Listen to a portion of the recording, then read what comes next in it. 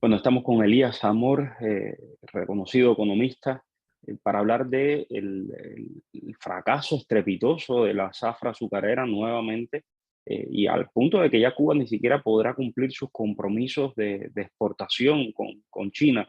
Elías, bienvenido. Cuéntanos un poco, vamos a ponerlo en contexto. Dicen que Cuba no está produciendo casi la misma cantidad de azúcar que cuando estaba en la guerra de los 10 años. Gracias, Mario. Bueno, lo primero que todo es que no, está produciendo menos que en lo que ha producido a lo largo de toda la historia de la colonia, incluso. Estamos ante un resultado que podemos calificar como calamitoso. Todavía no sabemos hasta dónde va a llegar, pero desde luego muy por debajo del 1.000.000 de toneladas. Es una cantidad tan pequeña que viene a representar aproximadamente la 10ª parte de aquel gran objetivo que se planteó Fidel Castro en el año 1969 cuando decidió llegar a la cosecha de los 10 millones. No se alcanzó, evidentemente. Al contrario, lo que hizo fue destruir a la economía porque puso todos los recursos de la economía cubana al servicio del azúcar y aquello fue una decisión desastrosa. A partir de ahí comenzó el declive del azúcar cubano. Es un declive largo en el tiempo que se acelera a comienzos de este siglo, cuando personalmente Fidel Castro otra vez tomó la decisión de abandonar los campos de caña al marabú y de cerrar una buena cantidad de ingenios azucareros. ¿Eso qué hizo? Eso provocó que el hueco que Cuba dejó en el mercado mundial lo aprovecharan otros países, en concreto India, Brasil, que eran productores de segundo nivel, porque no tenían el nivel de competitividad que tenía el azúcar cubano, ocuparon ese espacio en los mercados mundiales. Mira, es una historia tan triste que a mí, sinceramente, se me rompe el corazón. Yo vivo en España, como sabes. Aquí en España hay un producto que se vende desde la época de los romanos, que es el aceite de oliva. Tú imagínate que hay una provincia en España que se llama Jaén, que lleva produciendo el aceite de oliva más de 2000 años y mantiene una cotización y un peso en la economía mundial del aceite de oliva que se fabrica en esa provincia. ¿Por qué a nosotros los cubanos no nos ha pasado esto con el azúcar? Cuando Cuba llegó a ser la potencia más importante del mundo del azúcar.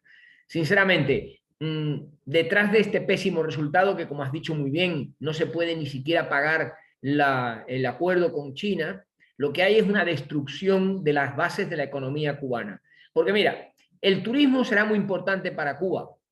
Sí, es importante. ¿Por qué? Porque lo que hace es aportar divisas al gobierno, al régimen. Y con esas divisas el régimen luego hace lo que da la gana.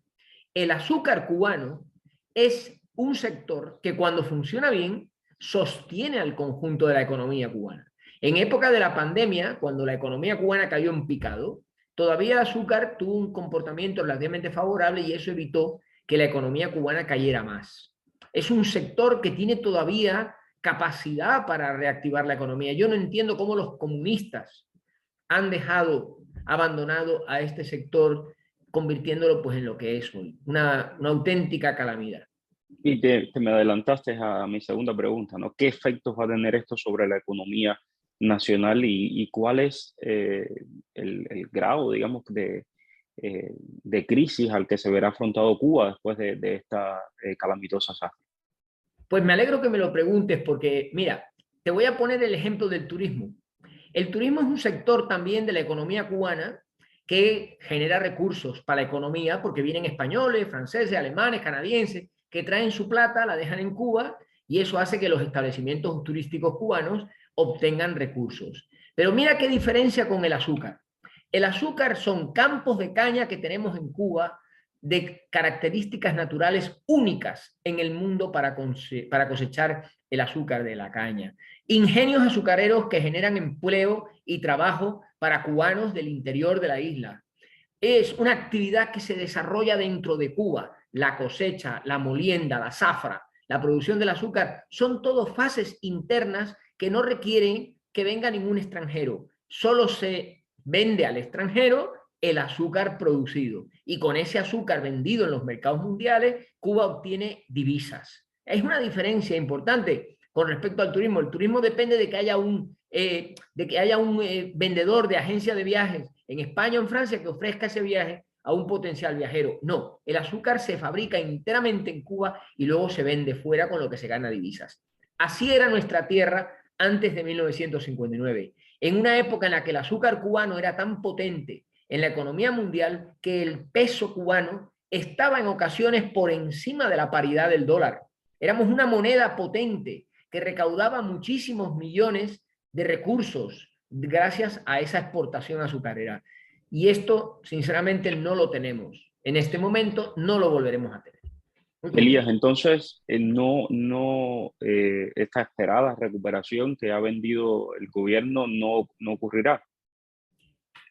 Bueno, yo estoy precisamente esperando que salga el resultado de la economía del año 21. No han dado todavía este dato, pero ya empezamos a ver algunos estimados, como el del Economist Intelligence Unit que dio el otro día mi colega Pedro Monreal, con una caída de la economía del 0,2. Si esto se confirma, Mario, la economía cubana habrá estado 3 años seguidos en recesión, con el agravante de que ahora lo que tienen es una inflación de un 23,69% anual, que es 3 veces más alta que la que tiene Estados Unidos.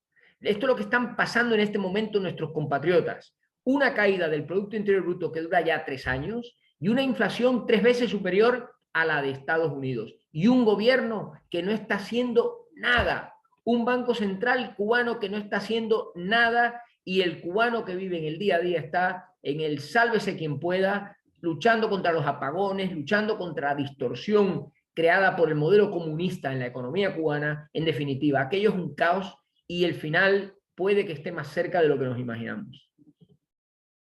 Elías, hablemos de este acuerdo con China. ¿Qué tipo de acuerdo es? ¿Es un acuerdo beneficioso para el gobierno cubano? Yo diría que es un regalo. Es decir, China le compra el azúcar a Cuba a un precio que es evidentemente un precio bastante favorable para Cuba.